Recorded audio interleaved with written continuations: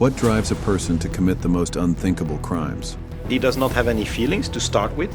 He is a pervert. He is indeed a psychopath. Throughout history, some individuals have crossed every moral boundary, leaving behind a trail of horror and disbelief.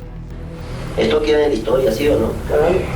Si me van a pasar el paleón, yo estoy muy joven para morir. Imagine a trusted nurse, whose hands were meant to bring life, instead watching infants die through calculated neglect, or a man who hid behind a painted smile, luring young men to their gruesome fate.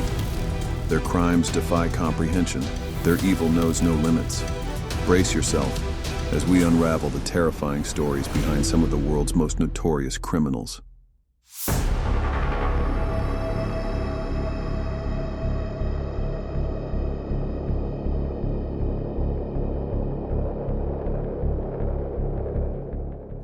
What happens when a system designed to protect becomes an unwitting accomplice? Marc Dutroux, a convicted pedophile released early in 1992 after raping 5 girls, exploited Belgium's complacency to commit unspeakable horrors. Between 1995 and 1996, Dutroux and accomplice Michel Lelièvre abducted 6 girls. He does not have any feelings to start with.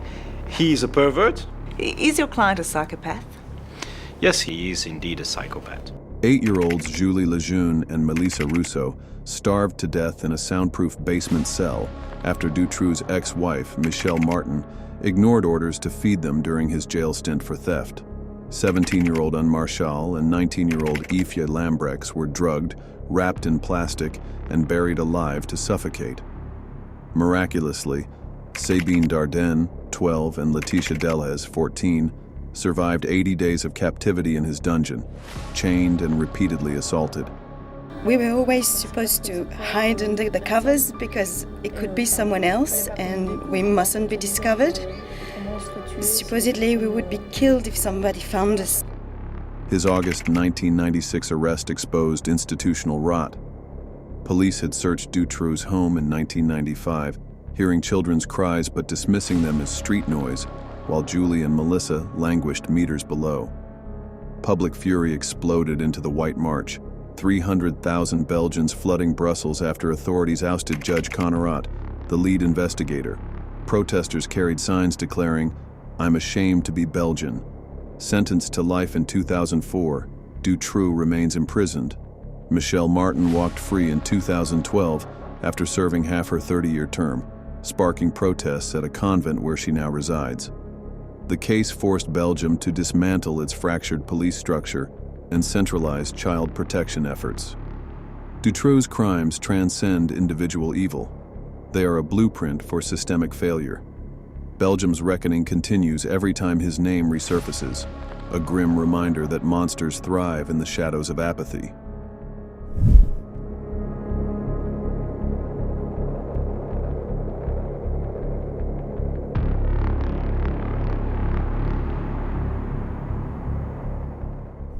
In post-war Japan's darkest corners, a midwife-turned-murderer preyed on society's most vulnerable. Miyuki Ishikawa, born to privilege in 1897, graduated from Tokyo Imperial University, a rarity for women. But behind her respectable facade lurked a cold-blooded killer. As Japan reeled from World War II, Ishikawa's Kotobuki maternity clinic became a house of horrors. With her husband Takeshi and Dr. Shiro Nakayama, she orchestrated a chilling scheme: neglect or suffocate unwanted infants, then extort their desperate parents. "Pay us," they demanded, "or raise your burden alone." The gruesome truth emerged in 1948, when police stumbled upon 5 tiny corpses. As they dug deeper, the body count rose. 40 urns of ashes here, 30 bodies beneath a temple there. Court records confirmed 84 deaths, but charred remains hinted at up to 169 victims. Shockingly, Ishikawa showed no remorse, blaming parents for abandoning their duty. Even more disturbing?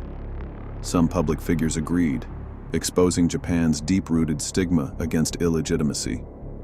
After serving just 4 years, Ishikawa vanished into obscurity as a real estate agent, until her death in 1987. Yet her legacy lives on in Japan's abortion laws, a grim trade-off between life and survival she inadvertently shaped.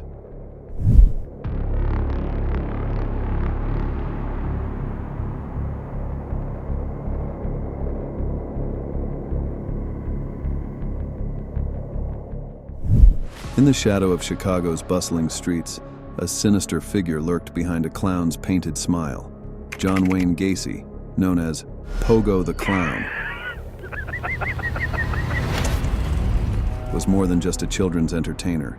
He was a predator with an insatiable appetite for young flesh. Between 1972 and 1978, Gacy lured 33 young men and boys to their doom, using his charm and respected status as a Democratic precinct captain to disarm his victims. His house of horrors concealed a crawl space packed with 26 corpses, a makeshift bar where he plied victims with drugged beer, and a torture chamber equipped with pulleys for strangulation. But amidst the darkness, one man escaped, becoming the 34th victim. Jack Merrill, a 19-year-old aspiring actor, survived a harrowing encounter with Gacy in 1978. When I was 19 years old, I was abducted and raped by a mass murderer, one who's etched into the American consciousness, John Wayne Gacy. Drugged and raped at gunpoint for hours, Merrill used childhood survival tactics to stay calm. Inexplicably released at dawn, Merrill flushed away Gacy's phone number, unaware he'd just outsmarted a serial killer. Shame kept him silent for decades, even as headlines about bodies found near the Cumberland exit matched his nightmarish experience. Gacy's reign of terror ended when 15-year-old Robert Peast vanished after discussing a job with him. A police raid uncovered the grisly truth: 29 bodies beneath Gacy's home and 4 more in nearby rivers. The trial revealed Gacy's chilling lack of remorse, with survivors recounting ordeals of suffocation and torture. Diagnosed with antisocial personality disorder, Gacy viewed his victims as worthless, despite his own 1968 sodomy conviction.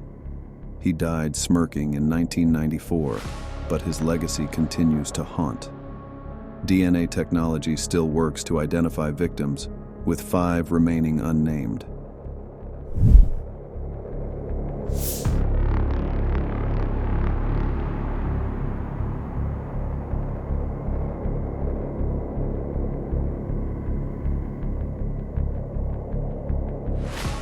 Reverend Jones, how do you account for such an avid following as you seem to have? I'm principled and dedicated to my people. How does a man convince mothers to poison their children? Jim Jones, preacher, socialist, and pathological narcissist, built a death cult under the guise of racial equality. His People's Temple lured 3,000 followers with fiery sermons on justice, while behind closed doors he beat dissenters, confiscated passports, and faked miracles using stagecraft. Paranoia drove Jones to Guyana in 1977. In Jonestown, he promised sanctuary, but delivered a prison, armed guards, starvation rations, and white knights, dress rehearsals for mass suicide. When U.S. Congressman Leo Ryan arrived to investigate, Jones staged a Potemkin village of happiness. But as Ryan left with 14 defectors, Temple gunmen ambushed them, killing the congressman and 4 others. That night, Jones ordered revolutionary suicide. Parents injected cyanide into infants' mouths before drinking it themselves. Survivors reported guards shooting resistors and Jones ranting on his death tape. Don't be afraid to die. That is just stepping over in another plane. His body was found with a self-inflicted gunshot. The aftermath revealed Jones's complex psyche, a narcissistic personality disorder fueled by childhood neglect and a God complex. Days before the massacre, he desperately sought asylum in the USSR, calling Russia his spiritual motherland. Jonestown's death toll of 918 surpassed 9/11's until 2001, dwarfing later cult tragedies like Heaven's Gate. Unlike Heaven's Gate's 39 voluntary deaths, most Jonestown victims were murdered.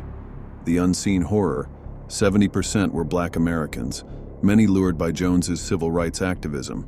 Today, 404 victims lie unnamed in a California mass grave.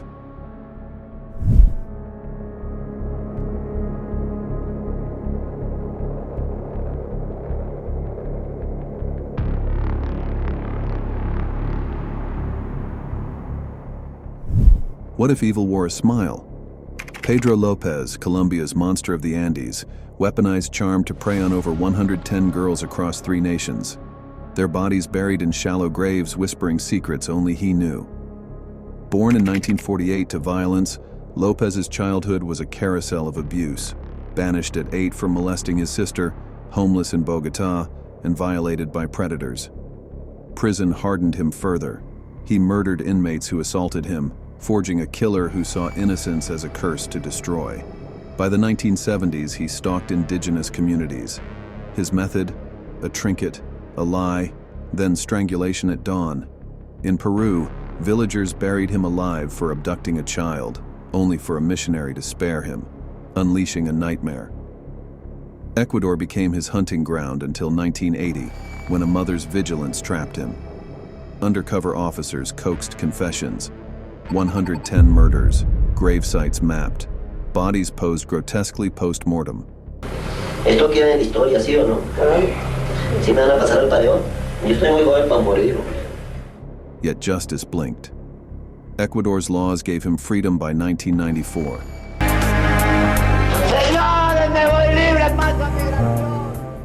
Colombia briefly jailed him, but bureaucratic failure let him vanish in 1998.